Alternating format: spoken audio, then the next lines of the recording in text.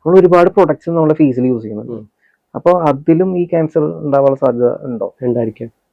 നിങ്ങൾ അതിന്റെ ഒരു രാജാവാണല്ലോ. ഇത് ഞാൻ യൂസ് ചെയ്യുന്ന വെച്ചാൽ ഇപ്പൊ നമ്മൾ മാർക്കറ്റിൽ കിട്ടുന്ന ഫൗണ്ടേഷൻസ് ഒക്കെ സിലിക്കൺ ബേസ്ഡ് ഫൗണ്ടേഷൻസ് ആണ് കൂടുതലും യൂസ് ചെയ്യുന്നത്. അതാണ് ലോങ് ലാസ്റ്റിംഗ് ചെയ്യുന്നത്. ഓക്കെ.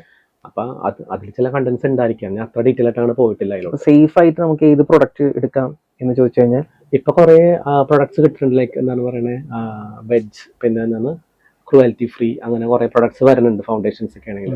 ഏത് ബ്രാൻഡാണ് എന്റെ പേഴ്സണലി എനിക്ക് പേഴ്സണലി യൂസ് ചെയ്യുന്ന കെ എന്നുള്ള ബ്യൂട്ടി ബ്രാൻഡാണ്. ഓക്കെ.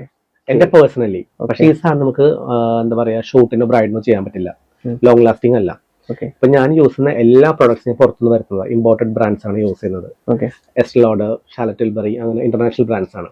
ചില മേക്കപ്പ് ആർട്ടിസ്റ്റുകൾ വർക്ക് ചെയ്യുമ്പോഴൊക്കെ നമ്മൾ കേൾക്കാറുണ്ട്, ഇത് ഇമ്പോർട്ടഡ് ആണ്, ഇത്ര റേറ്റ് ആണ്, ഇത് സാധ്യമാണ്. അപ്പോൾ രണ്ടിനും ഒരു ഉപയോഗം തന്നെയാണല്ലോ മേക്കപ്പ്. അപ്പൊ എന്താണ് ഈ റേറ്റ് വ്യത്യാസം വരാനുള്ള റീസൺ? ഞാൻ ആക്ച്വലി ഒരു കോഴ്സ് ചെയ്യാൻ വേണ്ടി ഡൽഹി പോയിട്ടുണ്ടായിരുന്നു. അപ്പൊ ആ കോഴ്സ് ചെയ്യുമ്പോൾ ഇൻസ്റ്റിറ്റ്യൂട്ടിൽ ഞാൻ ആക്ച്വലി ഹെയറിന്റെ കോഴ്സിനാണ് പോയത്. അപ്പൊ അവിടെ വേറെ കുറെ പിള്ളേർ ഇങ്ങനെ എന്താ പറയാ അവരുടെ കോഴ്സ് കണ്ട് പ്രാക്ടീസ് ചെയ്യണ കാണാൻ പറ്റും. അതായത് അവർ യൂസ് ചെയ്യുന്ന ലോക്കൽ പ്രൊഡക്റ്റ് ആണ്. ലൈക്ക് മേബലിൻ ആണ്, കളർ ബാർ, ലാക്മി, അങ്ങനെയുള്ള പ്രൊഡക്റ്റ് ഇട്ടിട്ട് നല്ല കിഡിലൻ ഔട്ട് കിട്ടണ ഞാൻ കണ്ടിട്ടുണ്ട്. അതെ, ലാക്മി ലോക്കൽ പ്രൊഡക്റ്റ് ആണ്. ലോക്കൽ പ്രൊഡക്റ്റ് ആയിട്ടാണ് ഞാൻ കൺസിഡർ ചെയ്യുന്നത്. ഓക്കെ. അപ്പൊ അതിട്ടിട്ട് നല്ല നമുക്കൊന്നും എന്താ പറയാ മറ്റേ ഇമാജിൻ ചെയ്യാൻ പറ്റാത്ത രീതിയിലുള്ള ഔട്ട് കിട്ടിയിട്ടുണ്ട്.